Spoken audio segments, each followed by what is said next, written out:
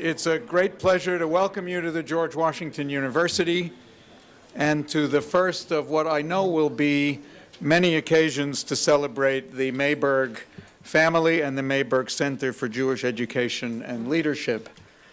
My name is Michael Feuer. I'm the Dean of the Graduate School of Education and Human Development here at GW. You will be hearing more about and from the Maybergs in our program, but I want to offer an advance salute with my deep gratitude for your generosity, Louis and Manette, to the Jewish community, to GW, and to the repair of the world.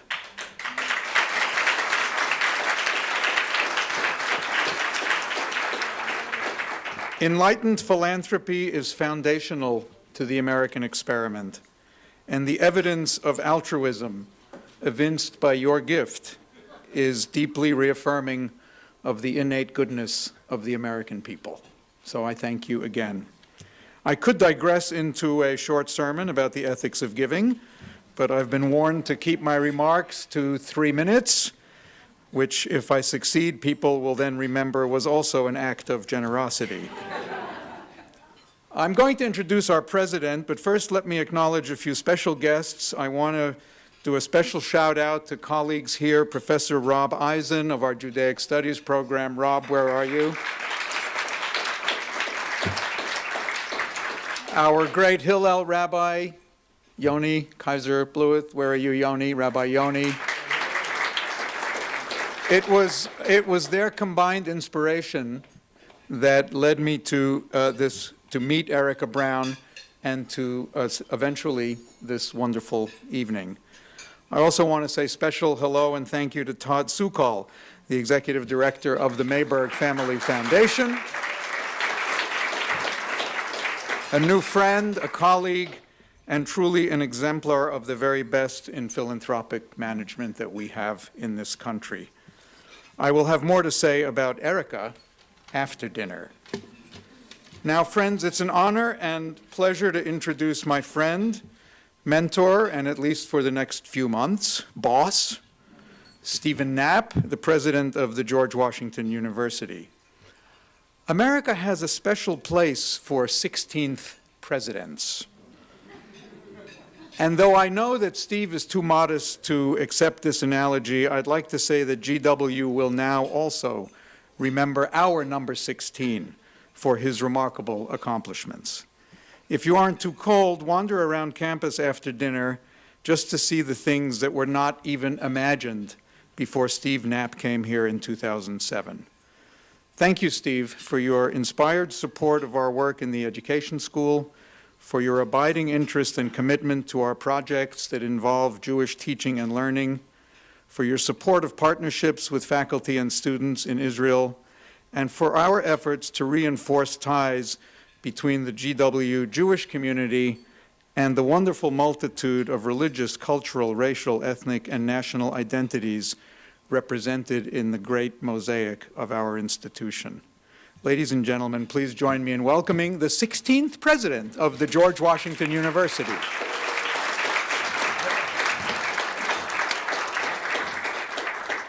Well, thank you very much, Michael. That's a very generous introduction. And I have to say, as you can imagine, since, as you mentioned, this is my 10th and final year in presidency here, I do spend a fair amount of time thinking about what has occurred during my tenure, and I'm very proud about, above all, about people that I've managed to have some role in bringing to this university, and you are very high on that list, I have to tell you, and it's not only because of your effectiveness as Dean of the Graduate School of Education and Human Development, but you have really become, as you know, probably not everyone here knows, quite an advisor to me on a range of questions, including the debates about education reform. I've had many occasions to speak on panels which I could not have done without the information in many cases that Michael personally, and the advice that he personally provided. We've traveled together in Israel, and it's been great to have you as part of, I guess what we nowadays call my team. Although that doesn't sound decanal enough to call it a team, but in any case, it's been a pleasure working with you, and I'm so glad that I'm able to be here during my tenure to celebrate this wonderful addition to the Graduate School of Education and Human Development and to the university that we are gathered here to celebrate today. I want to extend and add to the welcomes that Michael's already provided, a special welcome to University Trustee Madeline Jacobs, joining us from the Board of Trustees. Madeline. To former trustee Deborah Ratner-Salzberg here. So we also have a number of my colleagues in the administration here. I'll mention Provost Forrest Maltzman is here, the University Provost. And of course, I'm also delighted to welcome the distinguished panelists and the moderator, from whom you'll be hearing a bit later, the panelist, New York Times columnist David Brooks. Leon Wieseltier, who is formerly the literary editor of the New Republic and now the Isaiah Berlin Senior Fellow in Culture and Policy at the Brookings Institution. And our moderator, who seems at one time or another to have taught about two-thirds of the people in this room, Erica Brown, the director of the Mayberg Center, the founding director.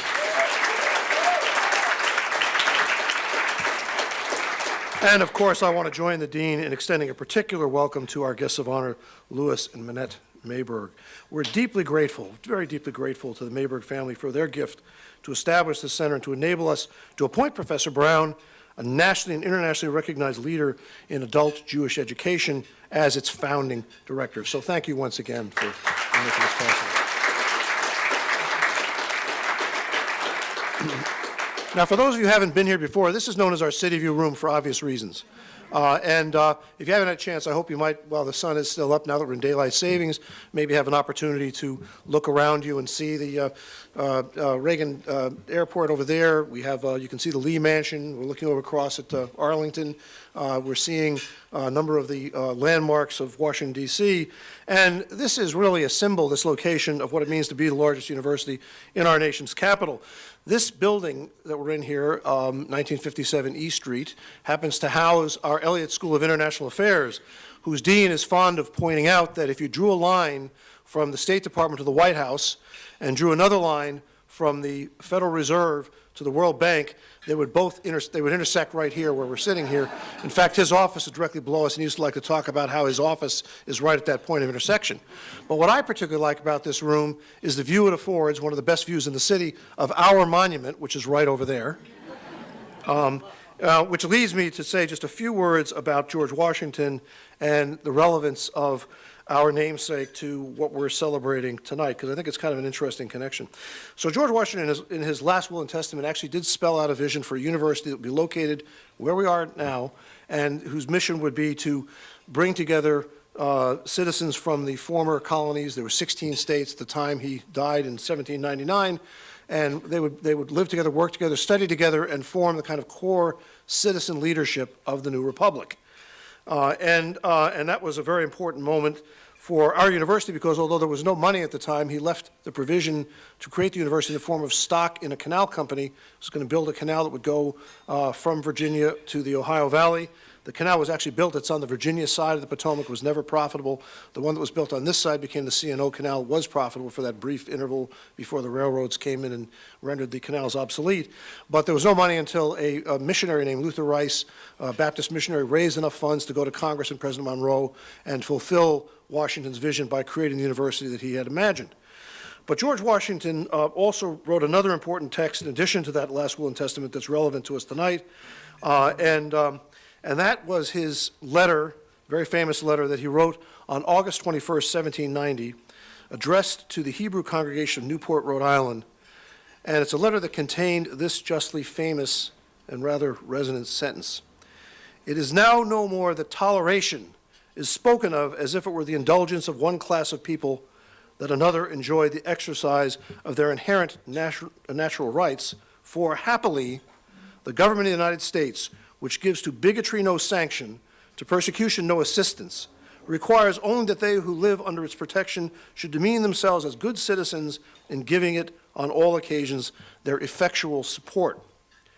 Now, two things about that famous sentence are often overlooked. First is the fact that Washington is very consciously here moving beyond the notion of toleration, which was rather common in European and British circles at the time, Locke had written a famous letter of, John Locke had written a famous letter of toleration. Toleration was something that sort of developed in the reaction to the horrible conflicts known as the 30 Years' War and the religious violence that occurred during that period. But it really was, it was toleration, as he describes it here, where one class is allowed to persist through the indulgence of others. And in developing this concept of religious freedom, religious liberty, that became characteristic of the American approach to interreligious relations, Washington, in this very signal important moment, was moving beyond that European notion of toleration. In fact, the uniqueness of George Washington's vision of religious liberty as involving more than mere toleration was the subject just last month of our 6th annual George Washington lecture given by Walter Russell Mead on the General's 285th birthday. Just a few blocks from here was where that lecture took place. And second, as Professor Mead also pointed out, those extraordinary clauses stating that our government gives to bigotry no sanction, to persecution no assistance, were almost exactly quoted from the letter that Moses Sykes read to George Washington on behalf of the entire congregation of Yeshuat Israel when he visited Newport, Rhode Island. So here's the passage from the letter that was read to George Washington, to which he was responding in his famous letter. Deprived as we heretofore have been of the invaluable rights of free citizens, we now, with a deep sense of gratitude to the Almighty Disposer of all events, behold a government erected by the majesty of the people, a government which to bigotry gives no sanction, to persecution no assistance, but generously affording to all liberty of conscience and immunities of citizenship, deeming everyone of whatever nation, tongue, or language equal parts of the great governmental machine. So Washington was not simply announcing his own vision of religious freedom, he was responding to a vision of religious freedom provided to him by one of the first Jewish communities in the United States. Think about that heritage and what that means. By now, I think it's obvious why I regard the creation of the Mayberg Center as so deeply appropriate to the history and mission of this university. The center will be a place where learning from Jewish and other texts will inform and be informed by the wisdom of Jewish communal practice and will enable new collaborations with the many other initiatives in our Graduate School of Education, Human Development, and other units of the university that connect teaching, learning, and community engagement. The Mayberg Center has an ambitious agenda, including plans already underway for partnerships with Columbian College's Judaic Studies program, with G.W. Hillel, and with Gelman Library's extraordinary Kiev collection. Its agenda includes programs that advance scholarship on Jewish identity, education, and leadership in schools and communities, and the development of coursework that will guide and inspire tomorrow's Jewish leaders and educators. I look forward to following the Center's progress as it expands that agenda under Erica Brown's leadership. It's going to be a great future to watch unfold.